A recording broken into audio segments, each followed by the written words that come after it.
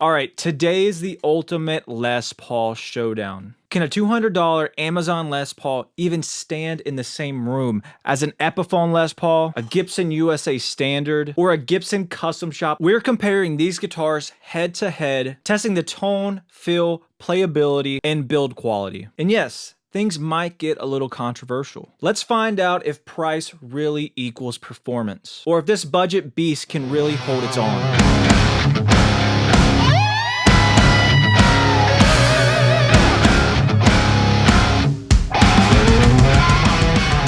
All right, before we move any further, we need to introduce today's contestants. Starting off in the kind of most affordable price range for today is this GROTE Les Paul from Amazon.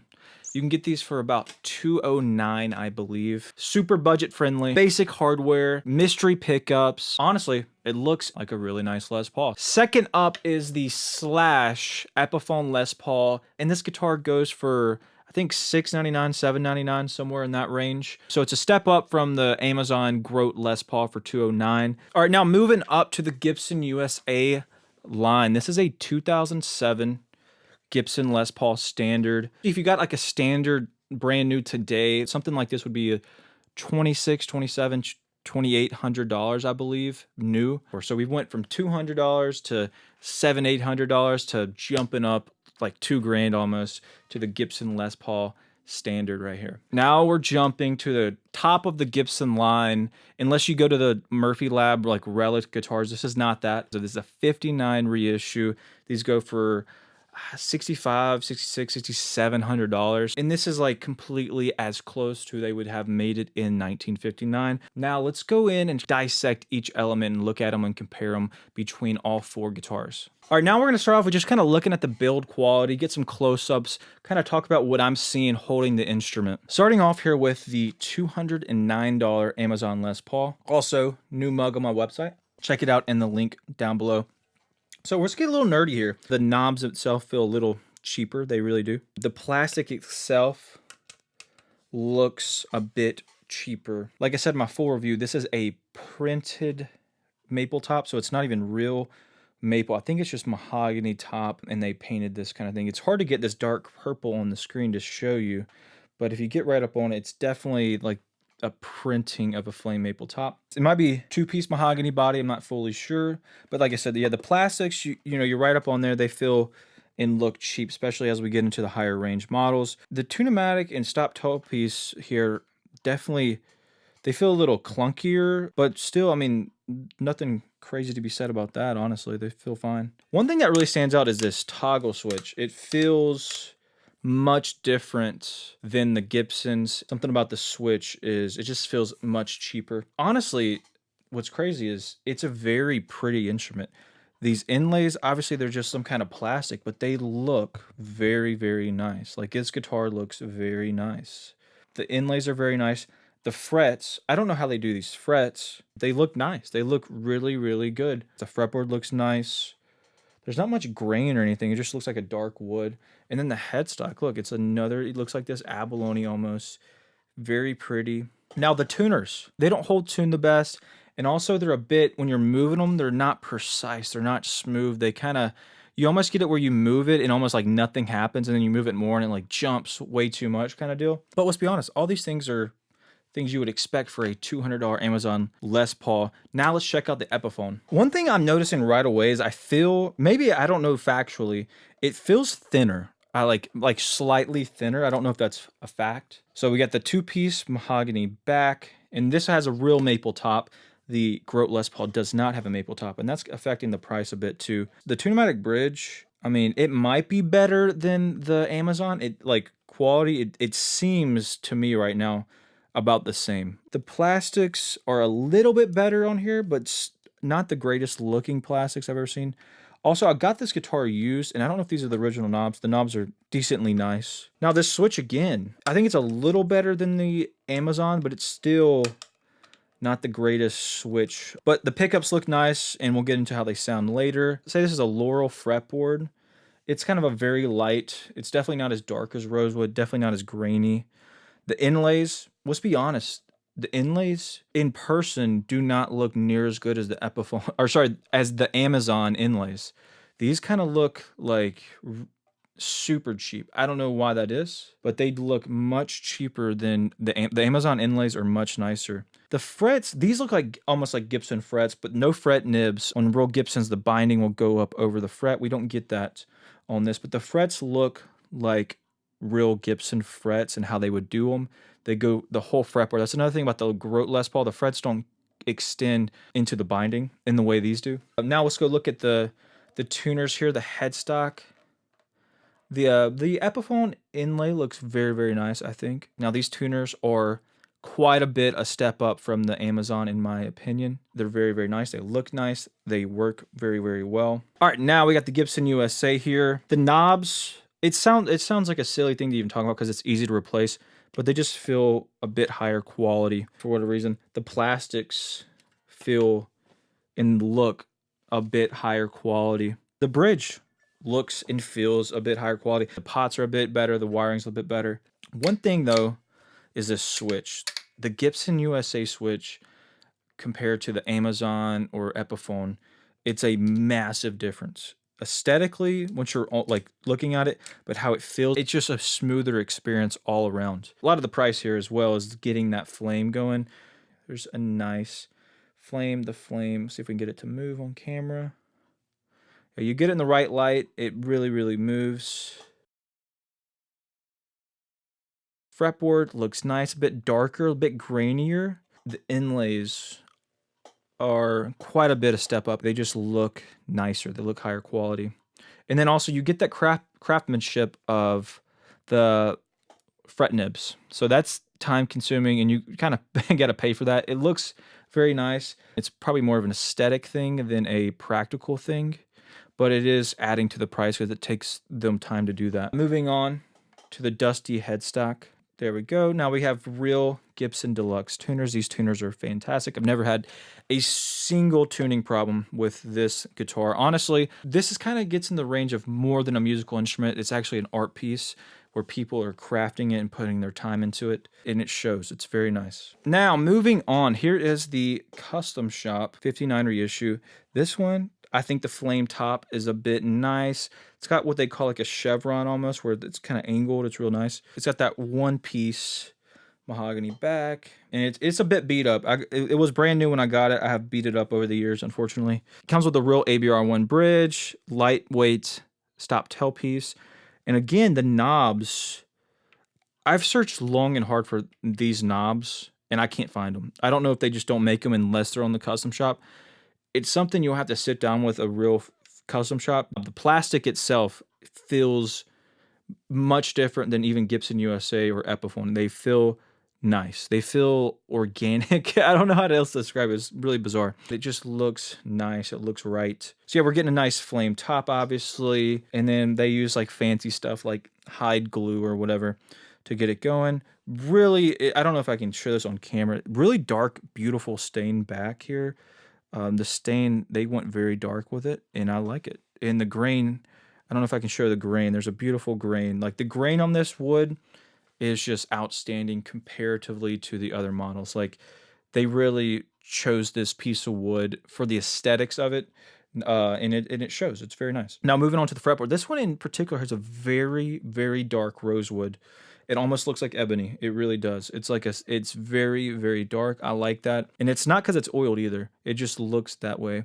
Now these inlays, I'm gonna be honest, I think they're very beautiful, but they're not the greatest inlays. They, I guess they're trying to make it more original. There are fret nibs, but they do them differently on this. Typical headstock. I'm guessing the tuners are different. They look kind of the same as the Gibson USA, but they feel fantastic. Maybe they're the same or not. This nut, though, I must say, I think it's a nylon nut, which is what they used in 1959. I've never had a single problem with it at all. Obviously, this has some fancier wiring inside. The pickups are custom bucker. Like the pickups on this, you could probably buy multiple Amazon Les Pauls for just the price of these pickups. But, you know, with this, you're getting an art piece. You're getting nicer pieces of wood in better craftsmanship. But I think you guys probably all expected that. You know, the more you're paying for a nicer piece of wood and a little bit more finer detail and finer attention than you'd get on a $200 Amazon Les Paul. Now, let's get a little practical here. We're going to dive into how it sounds, and how it plays. I'm playing through my MGL 50 2204, which is basically a vintage Marshall, into the Sur Reactive Load using some Greenback IRs. That's being recorded in Logic, and that's how you guys are hearing it. Maybe adding a little reverb, though. That's the only thing. The next day... All right, we're going to start off going through the cleans on each guitar individually, starting on the neck pickup, middle pickup, and then bridge pickup. And we're going to start off with the GROTE Les Paul, and we're going to work our way up in price range.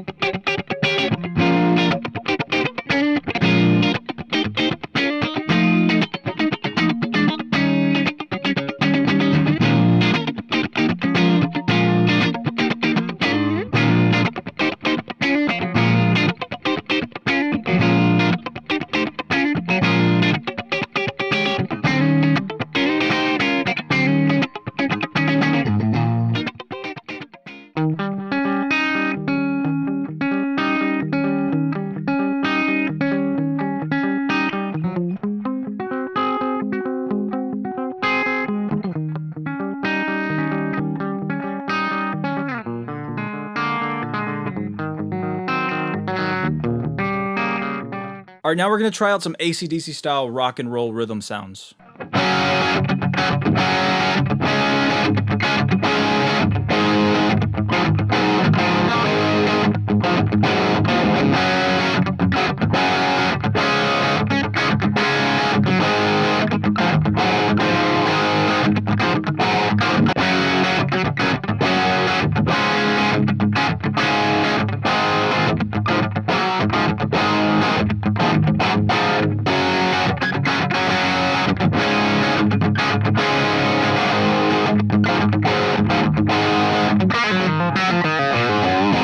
All right, now I'm just going to kind of jam through each guitar, just doing some noodles. I don't know, it could be rhythm, some lead, different pickups, and just kind of seeing how they go, you know?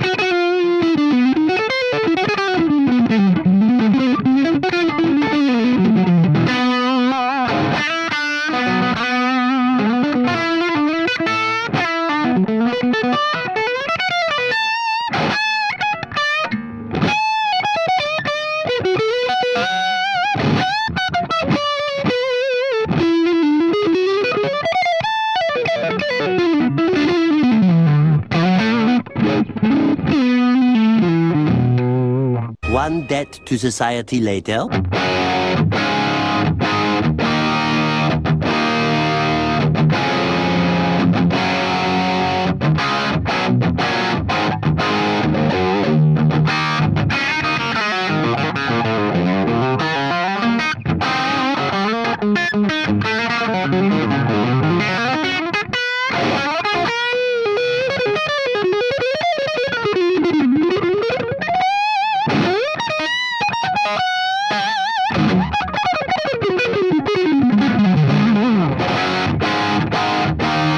Alrighty, let's talk a little bit about the tone. Got a little crazy, little fell off the deep end a little bit with the 59 here. Of course, let me know down below what you thought about each guitar and how they sounded. So I actually ended up adjusting the pickup height on the Amazon Les Paul GROTE, and that made a big difference, big difference. I don't know why I didn't do that in my first review. The Epiphone Slash, I honestly am amazed by that guitar. It sounds so good, so good. It's incredible. The USA sounds good. With those Lux Audio Design pickups, they're very organic and natural. They are quite wide frequency spectrum, I would say. This, on the other hand, is very not that. It's just like right in the mids. That's the sound. Now, obviously, it is a fatter sound, but it doesn't have as wide of a frequency spectrum, and this just sits right there in the pocket really, really well. Now, playability-wise, the GROTE definitely plays worse than all the other examples here today. Now, I have had tons of years of experience with this Les Paul and my Gibson USA, so they're set up like phenomenally perfect. But one thing I want to say about the GROTE, like if I sat down with it, I wouldn't have like noticed this, but going back and forth with an Epiphone Les Paul and Gibson USA, a Gibson Custom Shop, it doesn't even feel like a Les Paul in my hands, if that makes sense. It's kind of strange thing. It doesn't, the neck is probably, comparatively, the neck shape is a terrible neck shape. It, like I said, by itself, when I'm just playing it, you kind of get used to it. But when you feel one of these neck shapes, the Epiphone, the Gibson USA, or the Gibson Custom Shop, these neck shapes are just spectacular. I don't know, it sounds like a weird thing to go on and on about, but the neck shape on the GROTE, it feels very uncomfortable, feels awkward. But if you put great pickups and tuners on that and get a great setup, yeah, that guitar is going to be a killer instrument. The Epiphone Slash, it's just, I think it's incredible. Like, that thing out of the box is fantastic. I don't even think you have to upgrade anything. You could put better pickups in it. The tuners maybe could be upgraded too, but you don't have to. Like, it's perfectly fine where it's at. It sounds great, plays great, feels great.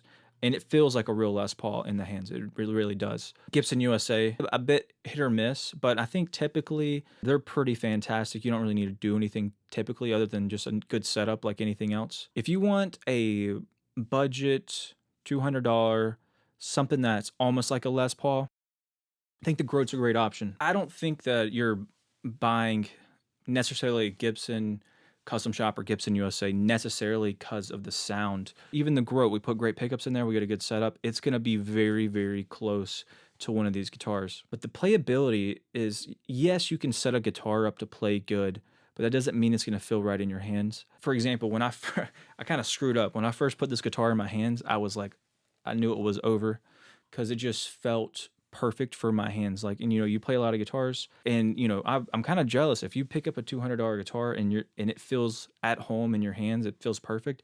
I'm jealous of that. I could never find that. I've never been able to find that, unfortunately. Even more than like the aesthetics of this guitar, there's how it feels in the hands. It feels, like there's not a thing I would change about how it feels in my hand. When I grab this guitar, I feel inspired. I have fun. I'm curious. I don't feel limited by anything. And it's just like, I kind of try to find this like almost free associative like way of playing guitar where things are just connecting and gliding. I'm not restricted by playability or sound or just the overall comfort of the guitar. And that's why, to me, this guitar, you know, is worth the price tag. Those are my thoughts regarding the 4 different examples today. Now, you could say I'm highly biased because I own, so I have to defend my position, right? The following Thursday. Let me know down below which one is best for you. The Amazon style, the Epiphone, Gibson USA, or Gibson Custom Shop. Which one is your kind of avenue of playing in lifestyle that you like? Smash that like button if you enjoyed this showdown, and hit subscribe for more gear tests, playing tips, and tone talk. All right, I'll see you guys later.